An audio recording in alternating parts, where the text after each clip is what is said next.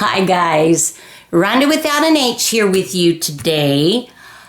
Today we are doing fun embellishments for your journals, for mixed media art pieces, for just even a card, just something really sweet.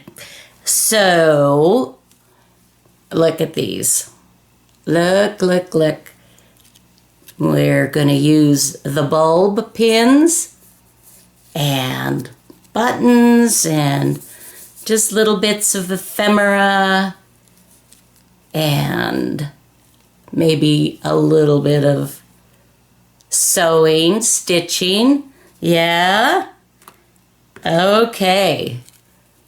This is just, so many of you that do the videos, you're so good about working ahead and getting a lot of embellishments done. And that's not a strength of mine. But I thought I would strive to do better. And so I spent yesterday just playing with some fun things. And I thought it would be fun to share with you. So I'm going to build some of these, and you can adapt it to whatever you want to do. So let me kind of clear that out. And there's going to be two parts to this. One, I'm going to show you how I created my little fabric pieces, okay, that are scrappy. And then the second part is just to show you, kind of putting them together and some of the different things that you can do to use. Okay, so first of all, we start with something like this. In the quilting world, these are called crumb blocks. The reason they are called crumb blocks is because you're basically using crumbs of fabric to stitch together with other little crumbs. You get these itty bitty pieces and then you stitch them together, and then you have this sweet little block. You can see on the back they're all stitched. And so you can use tiny little snippets. I don't know. Should they have been called snippet blocks? I don't know, maybe. But crumb blocks have existed for a long time. So we'll have to go with the quilting term. But I take these and I have been turning them into embellishments. So I'm going to show you on a big piece. Like these are 3.5-inch blocks. That's what they measure, 3.5-inch square. I'm going to show you on the large scale. I would this is just super simple. I would just stitch. And if I needed to, I could put a pin in there, or I could put a little bit of stick glue to hold it down. And I would stitch 1/4 of an inch all the way around. Okay? So, let me do that. Oh, let me see if I can bring my machine over. Let's give it a try. It might not work. We'll give it the old college try. Ooh. Let's see. All right. I'm open to that. Although the lighting isn't nearly as good. Get over here, foot pedal. This is different, but I'm trying to do things a little bit differently so more of you can join me on my journey. Let's check I think I might have enough thread.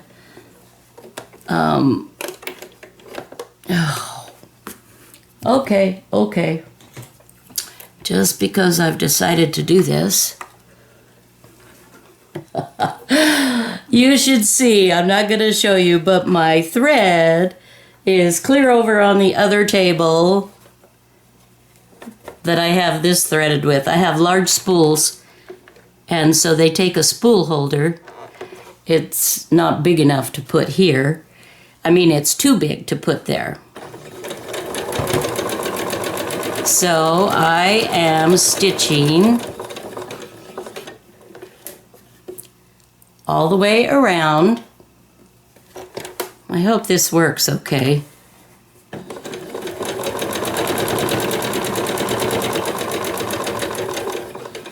And for those of you that do not have a sewing machine, or that you don't use your sewing machine or don't know how or don't want to learn how to sew, that's okay. You can just cut out pieces of fabric the size that you want, and you can put different ones together. So no big deal. All right, so let's move the machine back.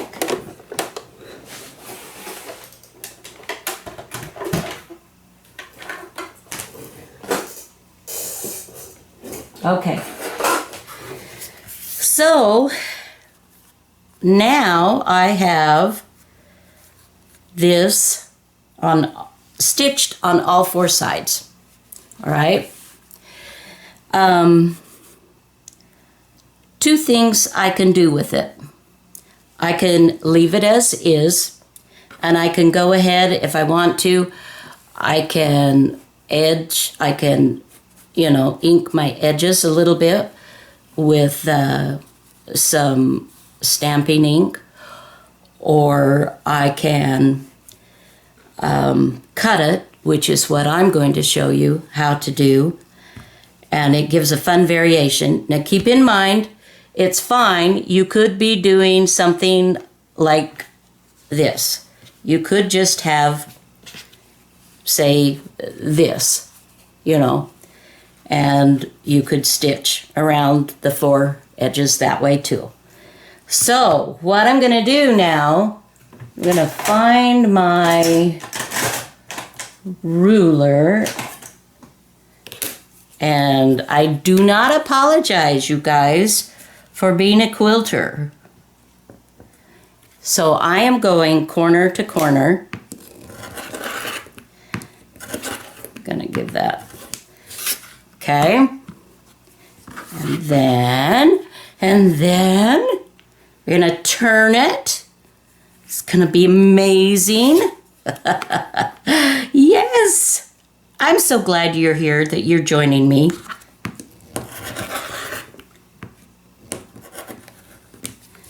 All right. Now, are you ready for the reveal? Drum roll.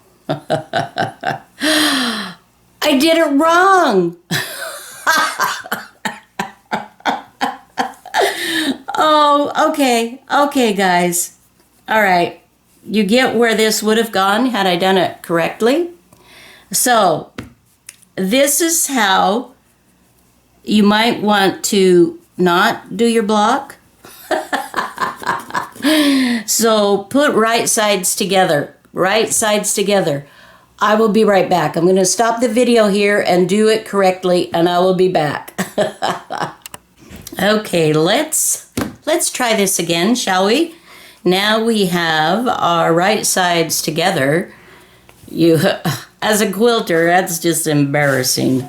However, I have really been so into my mixed media art that I haven't made a quilt or anything of that nature for a bit of time, although I will always love it. It was probably my first real love for many, many years. And I have quilt tops. I just quit making them because I have I would say I have a good 20 or more quilt tops that need to be quilted, and I don't have the desire to actually quilt them. Okay, so see what I'm doing is I'm finger pressing with my thumb, and you can also get a little doohickey like this, which is a presser, and depending on whether you're right or left-handed, you can get it to work. I am left-handed, and so you turn it like this, and then you press it like that, and then you have these little ends that you can snip off if you want, like thus, ta-da, and that, boom. Or you don't have to. I mean, it's up to you. Okay. So, as you can see, this looks better. Oh, amazing. It looks much better. And since I snipped the corner off on the other one, I will do the same here. Okay. So, for this, then I put them together. Now, you can do one of two things. Here's a little quilting thing for those of you that don't quilt, sorry, but okay, when you press to one side and you have another that you're going to butt up against it, these seams, you kind of wiggle them in together. Well, you want the seam allowance to go one direction on one side, and on the other block, you want the seam direction to go the other side. And that way it just wiggles in a really nice tight seam, and you'd have less bulk. If I had both of these going over here, it would be very bulky on this side. So that's the rule of that. Okay, so if I did that and I were trying to make this even smaller or sew blocks together, you know, etc., that's what I would do. But what I'm doing now is putting two together. So I can either do it this way, and here we've got right sides to the outside now. So I can do it this way, or what I like to do is just turn it so that it just makes it a little more interesting. So that on one side, the line is going this direction, and on the other side, it's going the same way. How's that? No. Oh, it's not. Okay. It's early in the morning. I don't know if I should even be doing this video, you guys. Please bear with me. Anyway, you can do it however you want that way. And then you are going to stitch around all four sides, and I'm going to go ahead. I'm not going to bring my machine over. You get the idea. And I'm going to bring this over, okay? And this is what I am doing. I'm going to stitch on all four sides, and then I'm going to trim it, and I'll show you that. But I know you don't want to see every little thing, and it's harder to use my machine when I put it in the middle of the table there. Not that it's impossible, it's just pretty awkward. Perhaps as I get more used to this new positioning of my camera, I'll be able to do that more.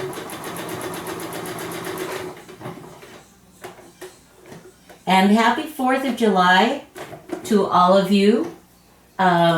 Here in the U.S., we celebrate the 4th, the good men and women who have done so much to make our nation free. we celebrate that.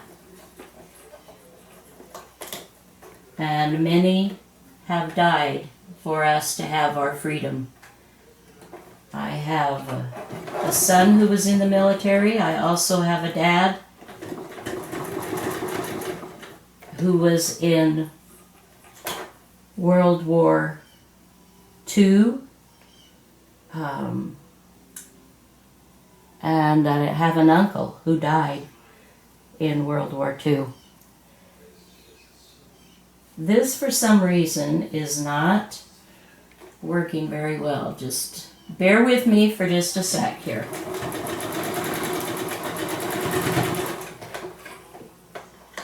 And of course it would do this because I'm trying to show you just how clever I can be.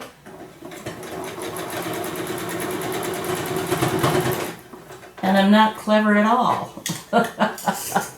Okay, it kind of got hung up just a little bit on my machine, and so I had to play with it just a little bit. Okay, so this is stitched all the way around, and what I am doing now is, let's see, and let's do this. Nope, wrong direction. Let's bring this in closer so you can see what I'm doing. I'm snipping. And I'm very careful to not go through my stitching line.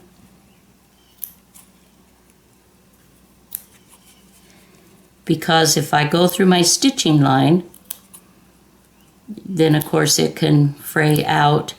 Of course, on a little embellishment like this, it wouldn't matter so much. But if you're working on a sewing project, it's very important that you do it the right way.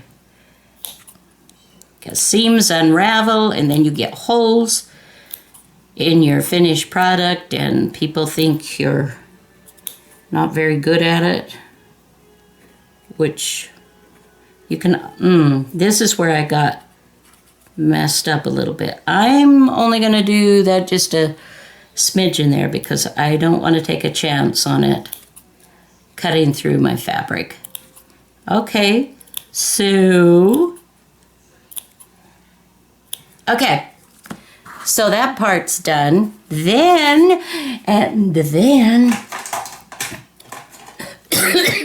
excuse me. This is going to seem a little odd. Oh, okay. But I'm taking a toothbrush and I am just kind of roughing that up. See that? I'm turning it and I'm going to just rough it up a little bit. This is a raggy edge that you'll find on, people make quilts this way and with the rough finish, and they're really fun. I've made 2 or 3. Oh, my voice is gone. And I'll turn it on the other side. And we'll just rough it up a little bit more. We like it with the, and I just, just an old toothbrush. Just remember, when you do that, don't put the toothbrush back to be used. Okay? So there we go. Have fun already. And then we're going to add just a little bit more, and we're going to just smush on a little bit of ink from a stamp pad. And Tim Holtz it's like everybody shows Tim Holtz products, and I have a lot of his products too, because it's amazing and fabulous, but there are other stamp pads, there are other inks that you can use. Okay, so there we have the little piece that we're going to add for the embellishments. So when you make these, just, make a whole bunch. Just do a bunch of them at the same time. Okay, let's take that back out a little bit. All right. So I made a stack of those, and you can do one of two things. Here's this edge, which is a little more of a grungy looking edge, but I like that look. And then this has been pinked with a pair of pinking shears, or if you have a rotary cutter, you know, that has the pinking blade. But these are actually pinking shears, and pinking shears are they're big and intimidating, and you know, it's like and they're expensive, and I've had these for fabric. I've had them for many years, so it's not like I am just going out to buy them. Certainly I wouldn't necessarily want you to do that if you're not going to use them for other things as well. Okay, so now I just want to show you kind of just some ideas of the layering process. And I am using these bulb pins like I mentioned before. You can see these black ones show up quite well. Okay. They're just a fun little pin. I know a lot of you are already using those in different applications, and it's just a fun texture and embellishment to add to other things to just enhance your journals and whatnot.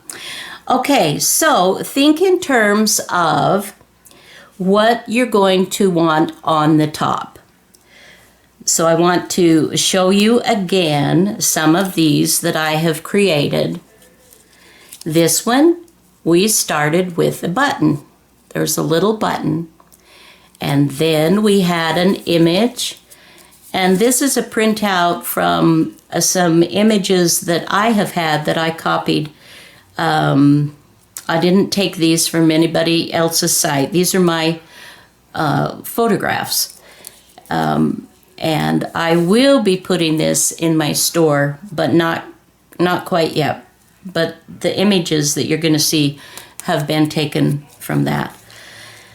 And I have printed it out, and then I've just gone around the edge a little bit with ink, and then I've used just some brown paper to back it, and I stitched that to the brown paper, as you can see, and then I just pinked around the edge there. And underneath that, we have a pretty little layer of cheesecloth. I've got it folded here so it gives a little bit more texture. And then this is my bottom layer where I have my crumb block. And look, see, this one, I stitched both sides. But if you want these blocks to go even further, then you can back them with something else. And look how pretty that would be just by itself. So lots of things you can do. So then you just put it in order of how you want it to look. So there's that one. Let me show you some others here. This again starts with a button. And this is an image. This is one of those little images. And I don't know if they're actually negatives from the photos the way they used to print, but they're very delicate. And this has some, what's that accent that we put on? Glossy accents that I put on to give it a little bit more strength and make it stand out a little bit more. And then that I glued to one of my crumb blocks that I had put together. So we've got a button in that. And then we've got a little thin layer of tulle doubled over. And then this is just a piece of fabric that I have pinked, and then I've done a little edging here where you pull the threads out. And that'll be very sweet. Okay, let's see. So, done those. I'll show you 2 or 3 others, variations, and I'd love to see some pictures of some of those that you have created. Okay, so here's another one done a little bit differently, but in the same vein. We've started with a button, and then we've done a charm. And because this had 2 holes to put wire or beading or whatever, I decided to put a little bit of yarn on the bottom there. And then here is my little crumb block this is about 1.5 inches square now. Okay, here's another idea, very similar, and you can leave your threads on or, you know, cut them down, whatever you like. These, all I did was take one of my rubber stamps, and with black ink, I stamped on just a piece of vintage coffee dyed paper to get these images. And I love them. I think they look great. And then what I did was I just tore or pinked. This one was pinked. On this one you can see the difference. They're both really nice. So I pinked or tore around the edges, and then I inked it so it would stand out. And these I didn't color, but you certainly could, depending on what application you're using them for. And here again is one of these crumb blocks, and I've backed it with a cool piece of fabric. I love the fabric with the writing and whatnot, the collage. And you can see here, I have added first, I did some tiny little beads. Can you see that? Anyway, some tiny little beads first, and then my piece of ephemera, and then my little crumb block. So there's that one. Another variation here, I have taken washi tape and put it on the same paper that I showed you before, right here, and with a bone folder, you know, I've rubbed it so that it's nice and taut to that. And then I've pinked around the edge. This particular one I didn't use any ink to go around it. But so I put that, and first of all, I did this sweet little purple bead. And then a piece of chenille from a bedspread, an old bedspread that I have. And here's an old piece of ephemera. I have a lot of these, so I'm looking for some fun things to use these in. But I like this. It's a coupon. And then I finished it with a bead on this side as well. And then you just, you know, you pop it open and pin it wherever you want to in your journal or your art piece. Let's see, a couple more. Bead, crumb block, tulle, piece of fabric. That'll be great.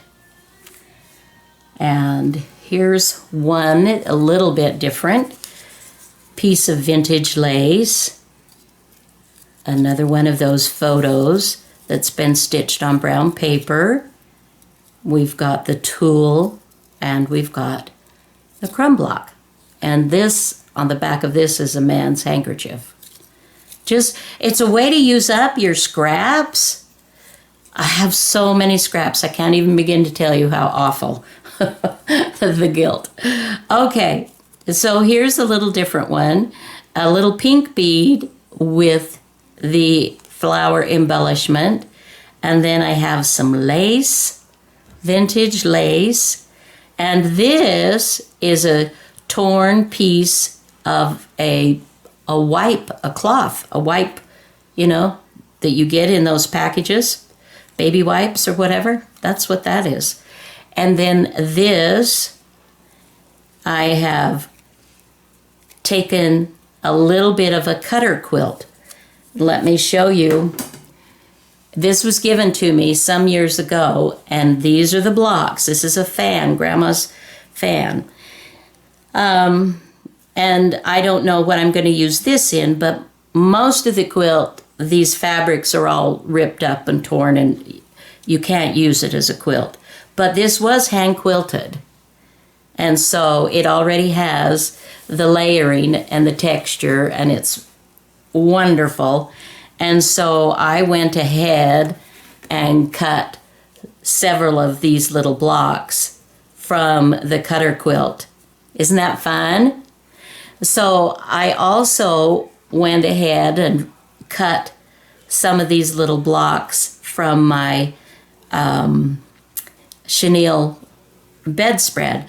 So it's a good idea to work ahead to get yourself several and just, you know, experiment. This is one that I did with stamping on a piece of fabric that was ironed to the back of freezer paper. And then you've got the vintage lace, and you've got that wipe again, and you've got a pretty little crumb block. Now this one, I have put an eyelet in.